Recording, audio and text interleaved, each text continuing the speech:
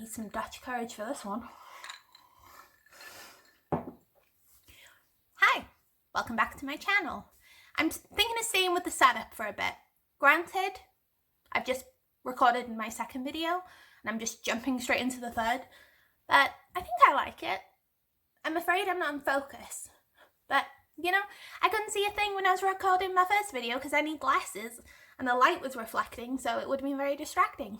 So if it's blurry, just if you wear glasses, pull them off and you won't even realize. You know, it's fine.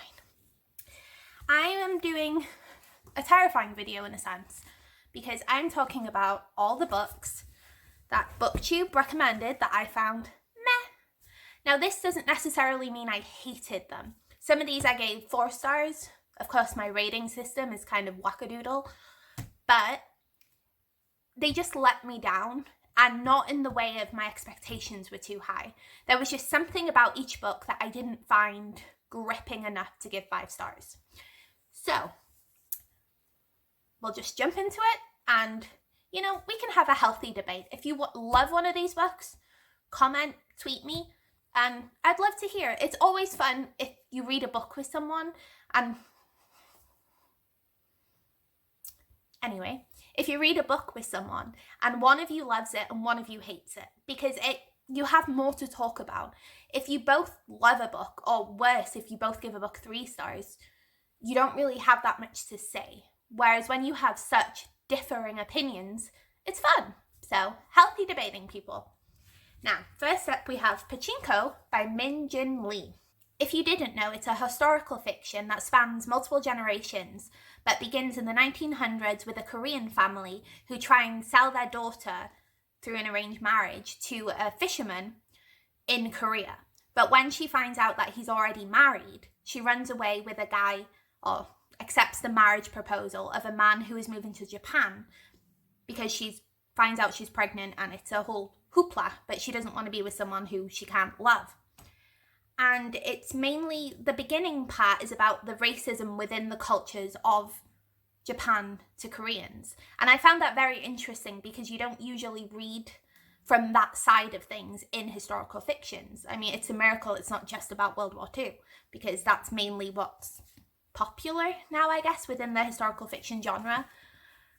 But I knew it was going to go through generations of the family, but I felt like it sometimes jumped too quickly, and once I began to care or know about one of the characters or the family, we'd switch to a different time, and I found it very jarring, and I couldn't connect with any of the characters because of that. The first, say, 100 pages, I was invested and I did enjoy it, but the longer it went, it became more about the culture and the food, and things like that are very interesting to read about, but it wasn't what I was signed up for, and I feel like that set me up for failure. If I knew it was more about the Korean culture and less character driven, I still would have picked it up because I would have been interested in that, but I would have been prepared for more of a slow-paced novel. I was expecting a bit more of a book like, I'm trying to think of an example. I want to say Americana, but I don't like to speak about the author anymore, so. Either way, I like the book for the writing, but I just felt like I didn't get what I signed up for. So, it was a bit meh, but I'm still trying to get my husband to read it, because I think he'd really like the cultural aspects of the novel, which I did enjoy, but I wasn't prepared for. Okay, you've seen it. Okay, next up, The Secret History by Donna Tartt. Now, this is either beloved or loathed, and I feel like I'm kind of in the middle because I'm just 3 stars, meh, about it. This is about it's dark academia, and about a group of students who are just all a-holes, and they all try and make each other as miserable as possible. And there's kind of a murder mystery, but you don't really care. So, yeah. I have a complicated relationship with Donna Tartt. Granted, I've only read 2 of her 3 books. I still have The Little Friend left, and I've read The Goldfinch, which again, 3 stars, meh. Her writing is flawless. It reads like an award-winning book. if that makes sense. And it feels like a book you'd have to read for school. Like, I have no doubt this is going to become a modern classic. But I can handle dislikable characters. Normal People is one of my favourite books. And again, that's kind of a hit or miss for people. And unlikable characters, I don't have to like my main character to have fun reading the book. But this is the limit. And the amount of pretentiousness within the characters drove me back. Like, no. I couldn't connect to any of them. They were all insufferable. There wasn't even a side character I vaguely liked. It read like the worst version of Cruel Intentions you'll ever watch. And I love that movie.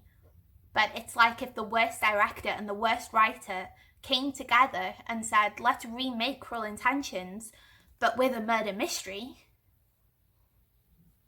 So I do still want to read The Little Friend because I have a series idea. But again, her books are all ginormous. It's like, edit, jeepers. Okay, next up is Station 11 by Emily St. John Mandel. This was very beloved on YouTube or Booktube, when I first discovered Booktube as a whole. This seemed to be the stepping stone for a lot of younger booktubers after they were reading YA fantasies. And I was excited to read it, but this is a apocalyptic novel with a group of people who come together and perform Shakespeare on tour. They're like a traveling music company thing. And it's very character driven. That's what I was excited for, because we've established I like character driven books. But I just found this so slow. And I read this in a day because I was doing it for the 7 books in 7 days. There was a readathon a few years ago by Books and Lala where you had to read 7 books in 7 days. And I read it in a day. So why did it feel so slow? I have no doubt if I was reading this on my own time, I would have DNF'd it. Because it just seemed like nothing happened. And the entire time you had a pit of doom because there's these almost bad guys who are following the good guys. And you have this pit of doom. But also, it just felt like it felt like an episode of The Walking Dead where nothing happens, but something bad's going to happen in the next episode, but you don't get to the next episode, if that makes sense. My descriptions of books are awful, I'm sorry. But yeah, the writing again was beautiful, and I think that's what saved it from being like a 2-star book. I think I'd give it maybe 3.5. The writing was very lovely, but I would read more by the author. The plot itself just didn't do it for me. But I'm always thrown by her picture, because doesn't she look like what you imagined Alice from Twilight was going to look like? Like, she's so pretty. How rude. Next up is a DNF, but after I DNF'd it, I also repurchased the physical copy because I hope I will like it if I try it again. Bad logic, I know. This is The Immortalist by Chloe Benjamin. Now, cover, gorgeous. This is about a group of siblings who go to a fortune teller, and the fortune teller gives them the dates of all of their deaths. And then we follow each sibling in the order of their deaths and the lives that they choose to do when they know they're going to die, basically. This felt very cold. The plot itself was interesting, and I was down for the fortune tellery, like Wicca kind of vibes.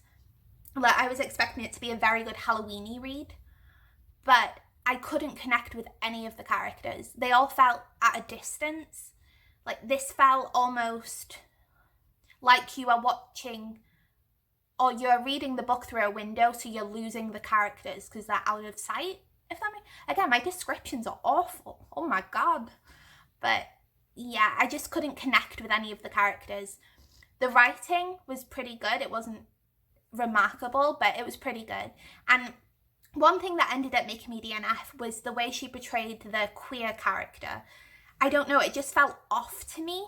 Like, I'm bi, but the way that the gay character was written, it left a bad taste in my mouth, and I can't pinpoint why.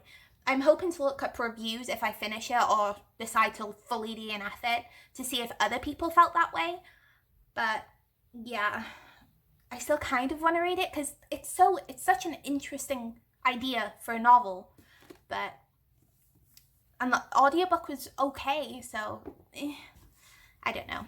And lastly, I'm going to break my husband's heart because this is one of his favourite books of all time. The moment he read it, he pushed it onto me and I read it. And that's Less by Andrew Sean Greer. Am I going in and out of focus because of the book?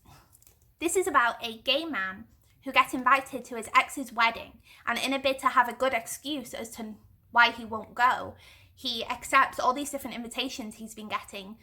He's a failed novelist, he's in his 50s, and he accepts all these various invitations to speak at places, for signings, interviews, to travel the world just so he can avoid his wedding. It's like almost comedic, but with a, I'm not going to say the L word, literature. It's comedy but serious. It won the Pulitzer Prize, so you know the writing's going to be good. But I was just a bit bored. And I feel awful because my husband, like I said, adored this book. And he's planning to reread it soon and all of that jazz. But I just felt very, again, disconnected from the characters. This could be down to the fact that he was raving about it so much that my expectations were whoop, and then they went whoop. So, I don't know. Maybe I need to give it a reread. And with how my feelings were at the end in mind, maybe it would help me. I think my husband wrote a whole review, so I'll link that down below if I can find it, and if he did. I'm pretty sure he did. But yeah, so those are my books that people seem to love, but I found meh.